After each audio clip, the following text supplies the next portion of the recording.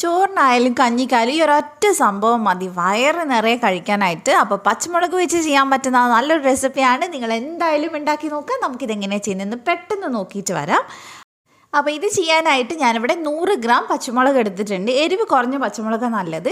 ഞാനിവിടെ ഉണ്ടമുളകാണ് ഇട്ട് എടുത്തിട്ടില്ല. നീളമുള്ള മുളകായാലും കുഴപ്പമൊന്നുമില്ല. പക്ഷെ ഒത്തിരി എരിവില്ലാത്തത് എടുക്കുകയാണെങ്കിൽ കുറച്ചുകൂടെ നല്ലതായിരിക്കും. അപ്പോൾ ഉണ്ടമുളക് ആയതുകൊണ്ട് തന്നെ ഞാനിത് കട്ട് ചെയ്ത് കൊടുക്കുന്നില്ല. ജസ്റ്റ് ഇങ്ങനെ അടിയിൽ നിന്നൊരു സ്ലിറ്റ് ഇട്ട് കൊടുക്കുക മാത്രമേ ചെയ്യുന്നുള്ളൂ. നീളത്തിലുള്ള പച്ചമുളകാണെങ്കിൽ നിങ്ങൾക്ക് 2 പീസായിട്ട് കട്ട് ചെയ്തെടുക്കാം. അപ്പോൾ നമുക്കെല്ലാം ഇതേപോലെ ഒന്ന് കട്ട് ചെയ്ത് മാറ്റിയാൽ മതി. കണ്ടില്ലേ, ഇതേപോലെ നമ്മൾ സെപ്പറേറ്റ് ആയിട്ട് കട്ട് ചെയ്ത് മാറ്റുന്നില്ല.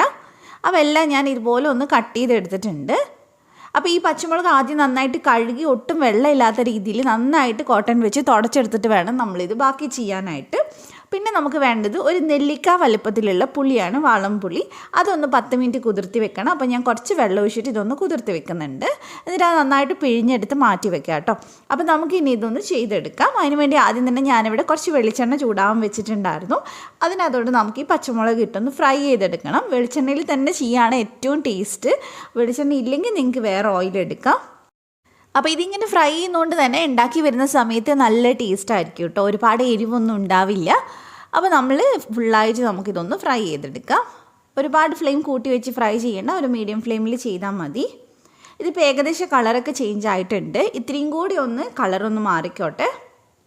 പിന്നെ ഈ എണ്ണ നമുക്ക് ഇനി വേസ്റ്റ് ആക്കേണ്ട കാര്യമൊന്നുമില്ല. നമ്മൾ ഇത് ചെയ്യാനായിട്ട് ബാക്കി ഈ എണ്ണ വെച്ചിട്ട് തന്നെയാണ് കേട്ടോ ചെയ്യുന്നത്. അപ്പോൾ ഇത് നന്നായിട്ട് ഇതേ ഫ്രൈ ആയിട്ടുണ്ട്. ഇത്രയും മതി. ഇനി നമുക്കിത് എടുത്തിട്ട് ഒരു പ്ലേറ്റിലോട്ട് മാറ്റാം. അപ്പോൾ ഫുള്ളായിട്ട് ഞാൻ എടുത്ത് മാറ്റുന്നുണ്ട്. അതിൻ്റെ കുറച്ച് കുരുക്കളൊക്കെ ആ എണ്ണയിൽ പോയിട്ടുണ്ടാവും, അത് കുഴപ്പമൊന്നുമില്ല. അപ്പോൾ ഒട്ടും തന്നെ എണ്ണയില്ലാത്ത രീതിയിൽ ഞാനിതൊന്നെടുത്ത് മാറ്റുന്നുണ്ട്.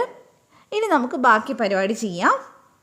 അപ്പോൾ ഇനി ഇതിനായിട്ട് നമുക്ക് മെയിനായിട്ട് വേണ്ടത് ശർക്കരയാണ്. അപ്പോൾ ഈ ഒരു അളവിൽ എടുക്കുമ്പോൾ ഞാൻ ഏകദേശം 1/4 ശർക്കര എടുത്തിട്ടുണ്ട്. ഒരു അച്ചും ഒരു 1/4 കഷ്ണം ശർക്കര ഉണ്ട്. അതിനകത്തോട്ട് നമുക്കൊരു 1/2 കപ്പ് വെള്ളം ഒഴിച്ചിട്ട് ഇതൊന്ന് നന്നായിട്ടൊന്ന് ഉരുക്കിയെടുക്കണം. നന്നായിട്ട് ഉരുക്കിയെടുത്തതിന് ശേഷം ഇതൊന്ന് അരിച്ചെടുക്കുക കൂടെ ചെയ്യണം കേട്ടോ. അപ്പോൾ ഞാനിത് ഉരുക്കിയെടുത്തിട്ടുണ്ട്, നന്നായിട്ട് ഉരുക്കിയെടുത്തിട്ടുണ്ട്. ഇത് നമുക്കിനി അരിച്ചങ്ങോട്ട് മാറ്റി വെക്കാം. നമുക്കിത് ലാസ്റ്റേ ആവശ്യമുള്ളൂ.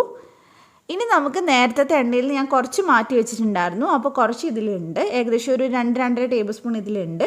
അത് ചൂടാവുന്ന സമയത്ത് നമുക്ക് അതിലേക്ക് ഒരു 1/2 ടീസ്പൂൺ കടുകും 1/4 ടീസ്പൂൺ ഉലുവയും കൂടെ ചേർത്ത് കൊടുക്കാം. എന്നിട്ട് ഇത് നന്നായിട്ട് പൊട്ടി വരാൻ വേണ്ടി വെയിറ്റ് ചെയ്യാം. അപ്പോൾ നന്നായിട്ട് പൊട്ടി വന്നിട്ടുണ്ട്. ഇനി ഇതിനകത്തോട്ട് നമുക്ക് ചേർത്ത് കൊടുക്കാനുള്ളത് ഇഞ്ചിയും വെളുത്തുള്ളിയാണ്. അപ്പോൾ ഞാൻ 1.5 ടേബിൾ സ്പൂൺ ഇഞ്ചി ചതച്ചതും അതുപോലെ തന്നെ 1.5 ടേബിൾ സ്പൂൺ വെളുത്തുള്ളിയും കൂടെ ചേർക്കുന്നുണ്ട്. ഇത് വെളുത്തുള്ളി കുറച്ച് കൂടിയാലും കുഴപ്പമൊന്നുമില്ല, നല്ല ടേസ്റ്റ് ആയിരിക്കും. പിന്നെ കുറച്ച് കറിവേപ്പിലയും കൂടെ ചേർത്തിട്ടുണ്ട്. ഇനി ഇത് നമുക്കൊന്ന് മൂപ്പിച്ചെടുക്കാം. അപ്പോൾ എന്താ ഉണ്ടാക്കുന്നതിന് ഏകദേശം ഒരു പിടി കിട്ടി കാണും. ഒരു അച്ചാറെന്നോ കറിയെന്നോ എന്ത് വേണേലും പറയാം. അപ്പോൾ ഇനി നമുക്ക് ഇതിനകത്തോട്ട് മുളക് പൊടിയോ ചേർക്കണം. ഞാൻ കാശ്മീരിയാണ് എടുത്തിട്ടുള്ളത്. 1.5 ടീസ്പൂൺ ചേർത്തിട്ടുണ്ട്. നമ്മൾ ഓൾറെഡി പച്ചമുളക് എടുത്തുകൊണ്ട് മുളകിന് ഒരുപാട് ആവശ്യമില്ല. പിന്നെ ഒരു 1/2 ടീസ്പൂൺ മഞ്ഞൾപ്പൊടിയും കൂടെ ചേർത്തിട്ടുണ്ട്. ഫ്ലെയിം കുറച്ച് വെച്ചിട്ട് നമുക്കിത് എണ്ണയിലൊന്ന് മൂപ്പിച്ചെടുക്കാം. അപ്പോൾ ഏകദേശം ഇത് മൂത്ത് വരുന്ന സമയത്ത് നമുക്കിതിനകത്തോട്ട് വാളംപുളി പിഴിഞ്ഞത് ചേർത്ത് കൊടുക്കാം. ആ പുളി നമ്മൾ മൊത്തമായിട്ടും പിഴിഞ്ഞ് ചേർക്കുന്നുണ്ട്. ആ പുളി കറക്റ്റ് ആയിരിക്കും. ഇനി നമുക്കിതിലേക്ക് പാകത്തിനുള്ള ഉപ്പ് ചേർത്ത് കൊടുക്കാം. ഇപ്പോൾ ചേർത്ത് കൊടുത്തിട്ട് വേണമെങ്കിൽ ലാസ്റ്റ് കുറച്ചുകൂടെ ചേർത്ത് കൊടുത്താൽ മതി. അപ്പോൾ നന്നായിട്ട് മിക്സ് ചെയ്തതിന് ശേഷം നമുക്കിതിനകത്തോട്ട് പച്ചമുളക് ചേർത്ത് കൊടുക്കാം. എന്നിട്ട് നന്നായിട്ടൊന്ന് മിക്സ് ചെയ്തെടുക്കുക.